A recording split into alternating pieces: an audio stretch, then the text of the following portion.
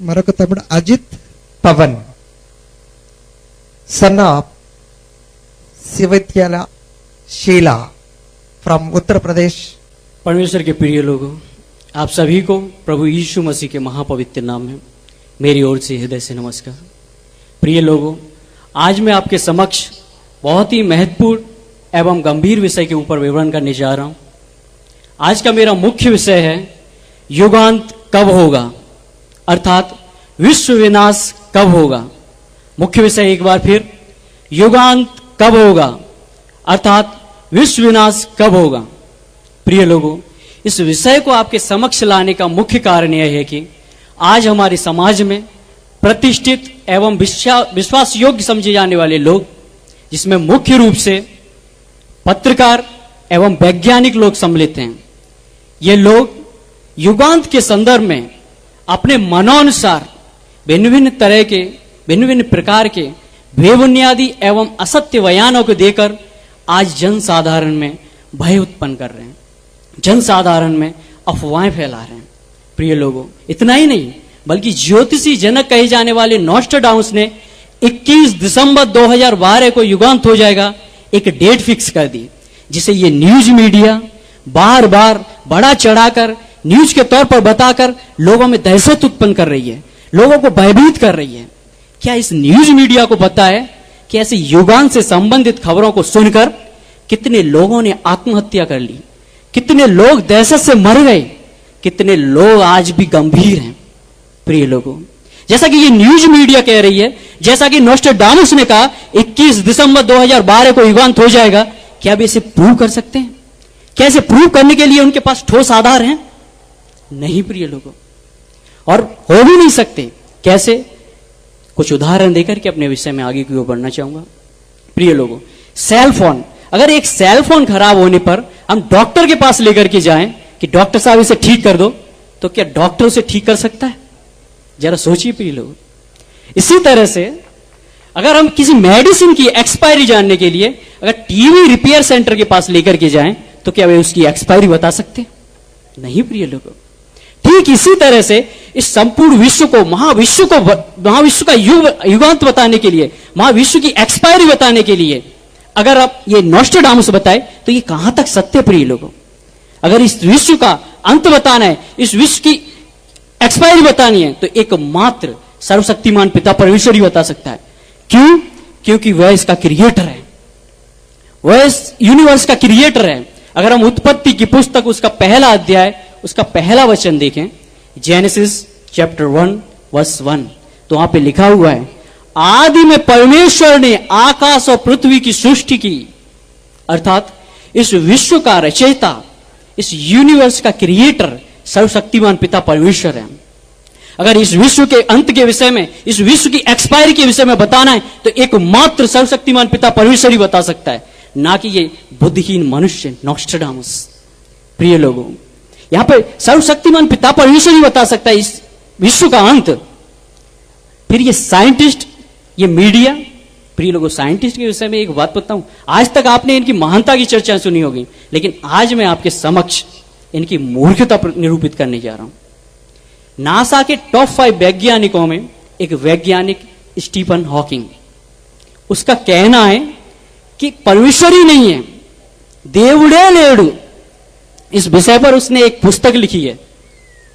वहीं दूसरी तरफ पीटर हिग्स नामक वैज्ञानिक, जो परमेश्वर का कण पकड़ने की कोशिश कर रहा है, अर्थात गॉड्स पार्टिकल खोजने की कोशिश कर रहा है। देखा प्रिय लोगों, ये दोनों ही विश्व स्तरीय वैज्ञानिक हैं, लेकिन इन दोनों के विचारों में जमीन और आसमान का अंतर है। एक कह रहा है कि परमेश्वर ही नहीं है, दूसरा परमेश्वर का कण पकड़ने की कोशिश कर रहा है। दूसरा कह रहा परमेश्वर है, मैं उसका कण पकड़ूंगा, तो एक कह रहा है कि परमेश्वर नहीं है। सोचिए प्रिय लोगों, इनकी मूर्खता कितनी स्पष्ट रूप से दिखाई देती है। फिर मीडिया, प्रिय लोगों, मीडिया एक बिजनेस है। ये मीडिया वाले समाज के लिए नहीं, पैसे के लिए काम कर रहे हैं, पैसे के पीछे भाग रहे हैं। ये मीडिया वाले कहेंगे कि तोता द्वारा ज्योतिषी भविष्य नहीं बता सकते। फिर ये मीडिया वाले तोता ज्योतिषी को अपने स्टूडियो में बुला करके उनसे पूछेंगे कि भविष्य में कौन सी राजनीतिक पार्टी जीतेगी। जरा सोचिए प्रिय लोग, इस मीडिया के विषय में कितनी मूर्ख है ये मीडिया। प्रिय लोग, ऐसी मूर्ख मीडिया और नॉस्ट्राडामस जैसे मूर्ख लोगों की बातों पर यकीन न करके आइए हम सीधा सृष्टिकर्ता से पूछते हैं कि वह युगांत के विषय में क्या कहता है। मेरे साथ निकाल लीजिए अपनी बाइबल से दूसरा पत्रस उसका 3 अध्याय उसका 10वां वचन, 2 पीटर चैप्टर 3 वर्स 10। प्रिय लोगों, यहां पे अगर हम पढ़ें तो लिखा हुआ है, परंतु प्रभु का दिन चोर के समान आ जाएगा। उस दिन आकाश बड़ी हड़हड़ाहट के शब्द के साथ जाता रहेगा और तत्व बहुत ही तप्त होकर पिघल जाएंगे और पृथ्वी और उस पर के काम जल जाएंगे। प्रिय लोगों, यहां पे सर्वशक्तिमान पिता परमेश्वर अपने वचन के अनुसार कह रहा है कि इस विश्व का अंत प्रभु यीशु मसीह के आगमन पर होगा, अर्थात प्रभु के आगमन पर ही पंचभूतों का नाश होगा और इस विश्व का भी नाश होगा। लेकिन यह होगा कब, इसके विषय में किसे पता है? इसे जानने के लिए मेरे साथ खोल लीजिए मत्ती रचित सुसमाचार उसका 24वां अध्याय उसका 36वां पद, मैथ्यू चैप्टर 24 वर्स 36। प्रिय लोगों, अगर हम इस वचन को पढ़ें तो यहां पे लिखा हुआ है, उस दिन और उस घड़ी के विषय में कोई नहीं जानता। अर्थात उस दिन और उस घड़ी के विषय में कोई नहीं जानता, न स्वर्ग के दूत न पुत्र परंतु केवल पिता। प्रिय लोगों, इस वचन में, इस संदर्भ में प्रभु यीशु मसीह जो परमेश्वर की दाहिनी ओर विराजमान है, वह स्वयं कह रहा है कि उस दिन और उस घड़ी के विषय में कोई नहीं जानता, अर्थात वह स्वयं भी नहीं जानता। तो फिर इस मीडिया और नॉस्ट्राडामस के द्वारा यह कहना कि 21 दिसंबर 2012 को युगांत हो जाएगा, कितनी बड़ी मूर्खता है। प्रिय लोगों, जरा सोचिए कितनी मूर्खता का काम कर रहे हैं ये लोग। प्रिय लोगों, 21 दिसंबर 2012 को युगांत हो जाएगा, ऐसा कहना इस मीडिया और नॉस्ट्राडामस द्वारा कितनी बड़ी मूर्खता है, जरा सोचिए। प्रिय लोगों, अगर हम इसे देखें प्रेतों का काम उसका पहला अध्याय उसका 7वां वचन, तो वहां पे लिखा हुआ है कि समय और कालों को जानना जिन्हें पिता ने अपने अधिकार में रखा है, तुम्हारा काम नहीं। प्रिय लोगों, यहां पे परमेश्वर पिता का वचन कह रहा है कि समयों को जानना और कालों को जानना मनुष्य का काम नहीं, अर्थात मनुष्य नहीं जान सकता भविष्य के विषय में, मनुष्य समय के विषय में नहीं जान सकता। अगर हम देखें नीति वचन उसका 27वां अध्याय उसका पहला वचन, नीति वचन उसका 27वां अध्याय पहला वचन, प्रोवर्ब्स चैप्टर 27 वर्स 1, तो वहां पे लिखा हुआ है, कल के विषय में डींग मत मार, कल के विषय में डींग मत मार, क्योंकि तू नहीं जानता कि आज क्या होगा, आने वाले पल में क्या होगा। प्रिय लोगों, सर्वशक्तिमान पिता परमेश्वर यहां पर चैलेंज कर रहा है कि नेड़ तिलियनि नीकु रेप तिलसा।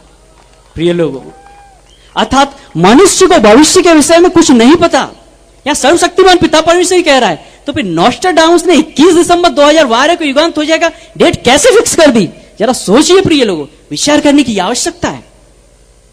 अगर हम मत्ती रचित सुसमाचार उसका 24वां अध्याय उसका 44वां पद देखें, मैथ्यू चैप्टर 24 वर्स 44, तो वहां पे लिखा हुआ है, इसलिए तुम भी तैयार रहो, क्योंकि जिस घड़ी के विषय में तुम सोचते भी नहीं हो उसी घड़ी मनुष्य का पुत्र आ जाएगा। प्रिय लोगों, सर्वशक्तिमान पिता परमेश्वर अपने वचन के अनुसार कह रहा है कि यदि संपूर्ण संसार की मानव जाति 750 करोड़ है, तो 750 करोड़ मनुष्यों में से एक व्यक्ति के भी चित्त में नहीं चढ़ा होगा कि युगांत कब हो जाएगा, अर्थात तुम सोचते भी नहीं हो कि युगांत कब हो जाएगा, उसी घड़ी मनुष्य का पुत्र आ जाएगा। इसीलिए तुम तैयार रहो। कैसे तैयार रहो? परमेश्वर द्वारा दिए हुए समय में, परमेश्वर द्वारा दिया हुआ काम को करके उसकी महिमा में सहभागी होने के लिए तैयार रहो। क्यों? क्योंकि तुम नहीं जानते, तुम सोचते भी नहीं हो उस घड़ी मनुष्य का पुत्र आ जाएगा। अर्थात 21 दिसंबर 2012 के विषय में सोचते नहीं है। आज पूरी दुनिया, प्रिय लोगों, भयभीत है।